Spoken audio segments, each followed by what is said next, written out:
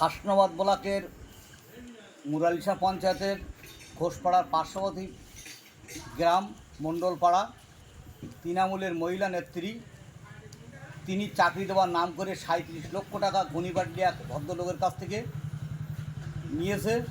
সেই ভদ্রলোক দীর্ঘ আজকে ৪-৫ বছর রাস্তায় ঘুরছে, সেই চাকরিও দেয় না এবং ঘটনার থেকে তার টাকাটাও ফেরত দেয় না। সেই মহিলা নেত্রীর নাম হলো রীনা মণ্ডল। ইনি তৃণমূলের মহিলা নেত্রী, ইনি সততার কথা বলছেন, কিন্তু ঘটনাতে এনার কাটমানিগুলোর আপনারা ভালো করে খুঁজে দেখুন। ও ছাড়াও আরও অনেক জায়গা থেকে কাটমানি নিয়েছে চাকরি দেয় বলে, কিন্তু একটা চাকরি দেয়নি। নিজের মেয়েটার চাকরি নিয়েছে আর পরের সর্বনাশ করেছে।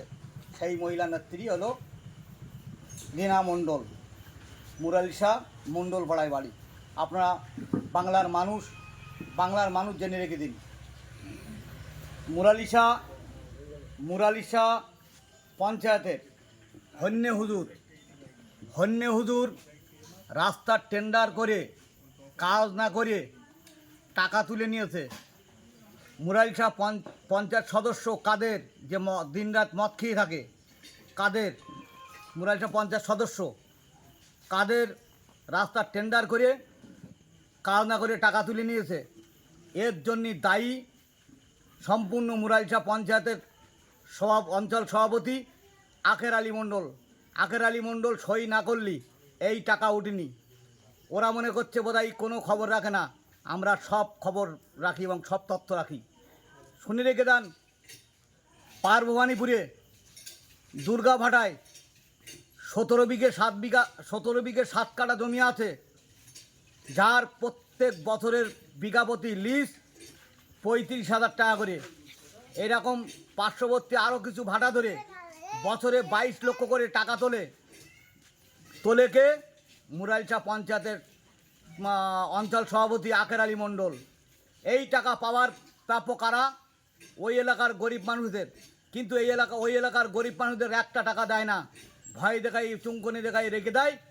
আর ভয় দেখায় রেখে 2-4টে হারমাত ছেলেপিলে রেখে তাদের কিছু দেয় আর সব নিজের পকেটে ভরে। আপনারা জেনে রেখে দিন, এই হচ্ছে এদের উন্নয়ন। মুরালিশা আমাদের হোগলাকুড়িয়ে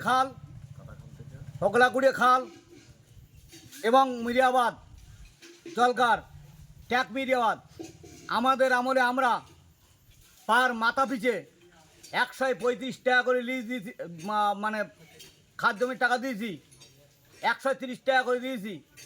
আর এবার খাদ জমির টাকা দিয়েছে মাত্র 50 টাকা করে। 8 টাকা কোথায় গেল? মুরালিশার মানুষ কি এর জবাব দেবে না? অবশ্যই মুরালিশার মানুষের জবাব দেবে, এদের কাটমানির জবাব দেবে।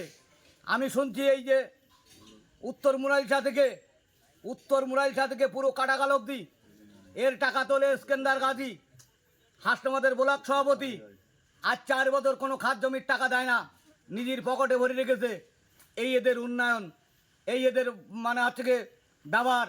এরা কাটমানি ছাড়া চলে না। আমরা স্বচ্ছ হবে, জিতবো। আইএসএফ বৈশাখ উত্তরে জিতবে এবং পশ্চিমবাংলা তৃণমূল কংগ্রেসের সরকার থাকবে না। এটা আমি দায়িত্ব নিয়ে বলছি, তৃণমূল কংগ্রেসের সরকার থাকবে না, তৃণমূল কংগ্রেসের সরকার থাকবে না। আমি এই বলে আমি আমার বক্তব্য শেষ করছি।